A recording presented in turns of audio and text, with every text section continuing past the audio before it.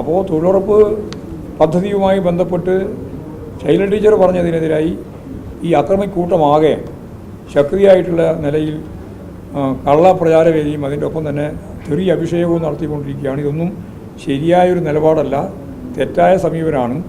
അതിൽ കോൺഗ്രസിൻ്റെ ഏറ്റവും പ്രമുഖരായ ചില ആളുകളാണ് അതിലിപ്പോൾ രാഹുൽ മാങ്കൂട്ടത്തിലും പങ്കുചേർന്നിരിക്കുക. ഇതെല്ലാം ഈ കള്ളക്കൂട്ടങ്ങളാണ്.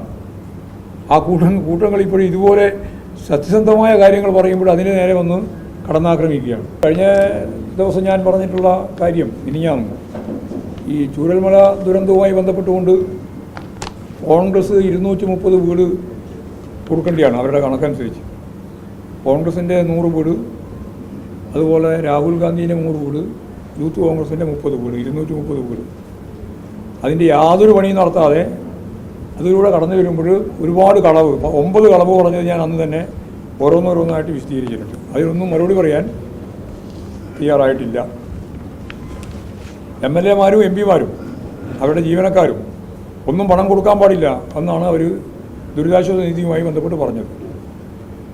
അന്ന് രമേശ് ചെന്നിത്തല പണം കൊടുത്തപ്പോൾ അന്നത്തെ പ്രസിഡൻ്റായിരുന്ന സുധാകരൻ പറഞ്ഞു, എന്തിനാണ് അങ്ങനെ പണം കൊടുക്കുന്നത്, ഗവൺമെൻറ്റിന് നമുക്ക് തന്നെ ഫോറം ഉണ്ടല്ലോ, കോൺഗ്രസ് തന്നെ ഫോറം ഉണ്ടാക്കിയിട്ടുണ്ടെന്നാണ്. ആ ഫോറത്തിൻ്റെ ഭാഗമാക്കി ഉണ്ടാക്കിയ ആപ്പിൽ എത്രയാണ് പണം കിട്ടിയതെന്ന് ഇതുവരെ പറഞ്ഞിട്ടില്ല, ഇന്നും പറഞ്ഞിട്ടില്ല. എത്രയാണ് നിങ്ങളുടെ കയ്യിൽ പണം ഉള്ളതെന്നും പറഞ്ഞിട്ടില്ല. 30 വീട് വെച്ച് കൊടുക്കാൻ വേണ്ടി 1 കോടി രൂപ കൊടുത്തു എന്നാണ് പറയുന്നത്. 30 വീട് വെക്കാൻ 1 കോടി കൊടുത്താൽ എങ്ങനെയാണ് വീടുണ്ടാക്കാൻ പറ്റുക? എത്ര സംഖ്യക്കാണ് വീടുണ്ടാക്കുക? അപ്പോൾ ഇതൊന്നും ഒരു വ്യക്തതയില്ലാതെ ജനങ്ങളെ കബളിപ്പിക്കാൻ വേണ്ടി പറഞ്ഞ് നടക്കുകയാണ്. ഒരു കല്ല് വെച്ചില്ല ഇതുവരെ, 1.5 കൊല്ലം കഴിച്ചു.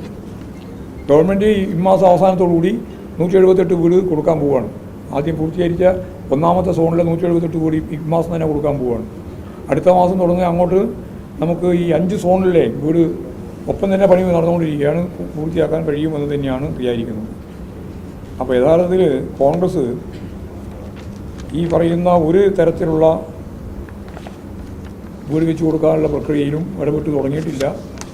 3 ഏക്കർ സ്ഥലം വാങ്ങിയിട്ടുണ്ടെന്നാണ് അവർ പറയുന്നത്. അതിന് റോഡും കൂടി കഴിഞ്ഞാൽ പിന്നെ എത്രയാ വീട് കൊടുക്കാൻ പറ്റുക? ഈ 230 വീട് എപ്പം കൊടുക്കും എന്നുള്ളതിനെപ്പറ്റി ഒരു വിശദീകരണവും അവർ നൽകുന്നില്ല. കള്ളപ്രചരണം മാത്രം നടത്തി രക്ഷപ്പെടാനുള്ള പണിയാണ് എടുത്തുകൊണ്ടിരിക്കുന്നത്.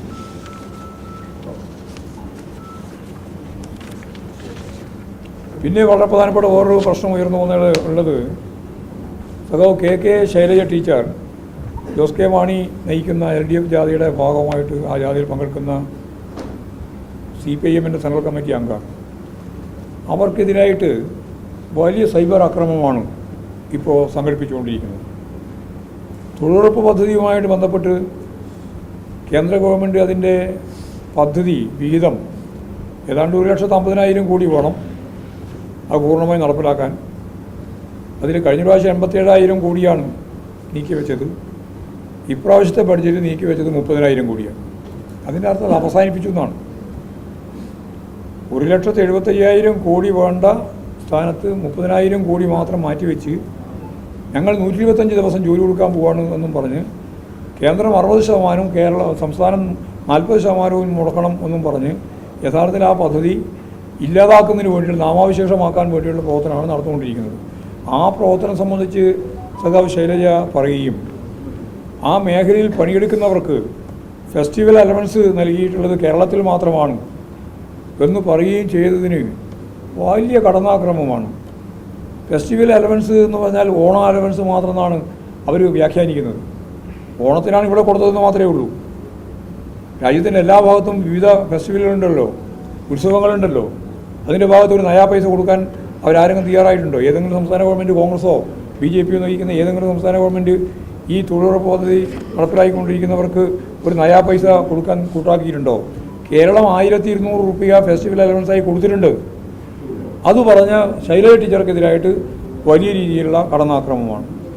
അപ്പോൾ തൊഴിലുറപ്പ് പദ്ധതിയുമായി ബന്ധപ്പെട്ട് ശൈലജ ടീച്ചർ പറഞ്ഞതിനെതിരായി ഈ അക്രമിക്കൂട്ടമാകെ ശക്തിയായിട്ടുള്ള നിലയിൽ കള്ളപ്രചാരവേദിയും അതിൻ്റെ ഒപ്പം തന്നെ തെറി അഭിഷേകവും നടത്തിക്കൊണ്ടിരിക്കുകയാണ്. ഇതൊന്നും ശരിയായൊരു നിലപാടല്ല, തെറ്റായ സമീപനമാണ്.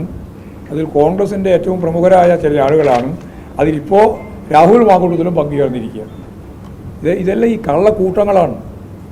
ആ കൂട്ടങ്ങൾ ഇപ്പോഴും ഇതുപോലെ സത്യസന്ധമായ കാര്യങ്ങൾ പറയുമ്പോൾ അതിന് നേരെ വന്ന് കടന്നാക്രമിക്കുകയാണ്. ജയിലിൽ നിന്ന് ഇറങ്ങി വന്നിട്ട് ഉള്ള പ്രധാനപ്പെട്ട ജോലി ഇതായിട്ട് ഏറ്റെടുത്തിരിക്കുകയാണ്. കോൺഗ്രസിൻ്റെ സൈബർ കൂട്ടത്തിൻ്റെ നേതൃത്വം ഇപ്പോൾ രാഹുൽ മാക്കൂട്ടത്തിൽ ഏറ്റെടുത്തിരിക്കുകയാണ്. ഇതാണ് നമ്മുടെ മുമ്പിലുള്ള ഒരു സ്ഥിതി. ഇതൊന്നും ഒരു രാഷ്ട്രീയ പാർട്ടിക്ക് ഗുണം ചെയ്യുന്ന ഒന്നാണ് എന്ന് ഞങ്ങളാരും കരുതുന്നില്ല. ഇതാണ് അത് സംബന്ധിച്ച് പറയാനുള്ള പൊതുവായ കാര്യം.